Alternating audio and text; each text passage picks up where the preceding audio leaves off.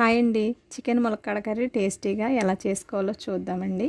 ముందుగా బాండీ పెట్టి 4 స్పూన్ల ఆయిల్ వేసి సన్నగా తరిగిన 1 కప్పు ఉల్లిపాయ ముక్కలు వేసి 1 స్పూన్ సాల్ట్ వేసి మగ్గించాలి. తర్వాత 1 స్పూన్ అల్లం వెల్లుల్లి పేస్ట్ వేసుకొని పచ్చివాసన పోయే వరకు వేయించుకోవాలి. ఇప్పుడు కడిగి పెట్టుకున్న చికెన్ ఉల్లిపాయల్లో వేసి ఒకసారి కలిపి మూత పెట్టుకోవాలి.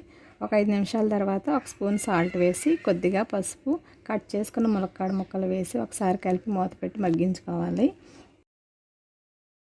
ఇప్పుడు కట్ చేసిన 3 పచ్చిమిర్చి, 2 స్పూన్ల కారం, 1 స్పూన్ ధనియాల పొడి వేసి అంతా కలిసేలా కలిపి మూత పెట్టుకోవాలి.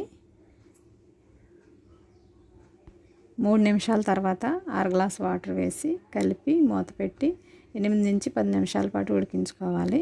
ఇప్పుడు అందులో 1 స్పూన్ చికెన్ మసాలా పౌడర్ వేసి కొత్తిమీర వేసి 5 నిమిషాలు ఉడికించుకుంటే టేస్టీ చికెన్ ములక్కాడ కర్రీ